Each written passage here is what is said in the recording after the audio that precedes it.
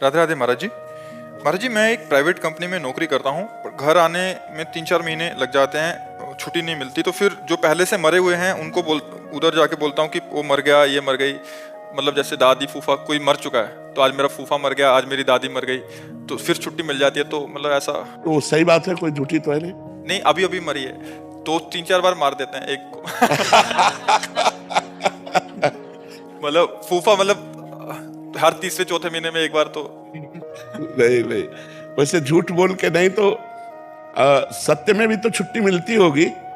But वो इतनी सहजता से नहीं मिलती जितना मतलब सच बोलने से छुट्टी नहीं मिलती। सत्य बोलने से तो माया से छुट्टी मिल जाती है यार, तुम कहते हो। फैक्ट्री में छुट्टी नहीं मिलती।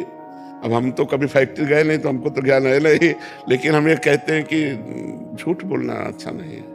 बोले ना तो कहेंगे जाओ जाओ फटाफट चले जाओ, छुट्टी दे दो। तुरंत मिल जाएगी, तुरंत। सच बोल दे, नहीं जगह नहीं आ रहा, इतना बात नहीं आ रहा, तुरंत मिल जाएगी। झूठ बोल दे, जाओ जाओ चले जाओ। महाराज जी हर 1.5 महीने में अगर बोले वृंदावन जाते तो बिल्कुल ही नहीं। आज भी आपसे मिलने के लिए आज आज भी मैं झूठ बोल के आऊंगा। कलयुग का प्रभाव है, झूठा ही लेना, झूठा ही देना, झूठा ही भोजन, झूठ चबेना, कलयुग का एक प्रभाव है। लेकिन नहीं, असत्य संपातक पुंजा, ये पाप है, ये तो पक्का है। झूठ बोलना पाप है।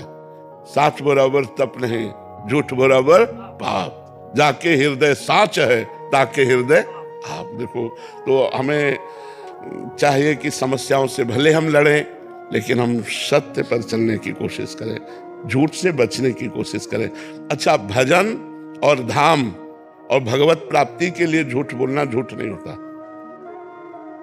जैसे आप भगवान के लिए रो रहे हैं, और आपसे कोई पूछे कि आप भगवान के लिए रो रहे हैं, हमें कहा भगवान के लिए रोना था, आज हमारे शरीर में दर्द है इसलिए रो रहे, तो वो बच गए। जैसे एक सिद्ध महापुरुष थे, तो राजा के यहाँ भागवत हो रही थी, राजा भी बैठा हुआ था और भागवत हो रही पूरा।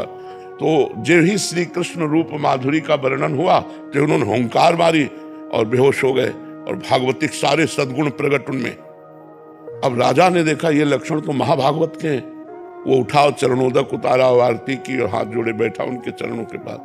जब वो भाव से बाहर हुए तो उन्होंने देखा कि राजा, उनका महाराज कैसे बैठे हो? तो उनका आप में अष्ट सात्विक भाव देखे प्रेम के, इसलिए मैं धन्य हो गया। तो उनका नहीं नहीं, मेरे अष्ट सात्विक भाव नहीं आते, मुझे मिर्गी आती है।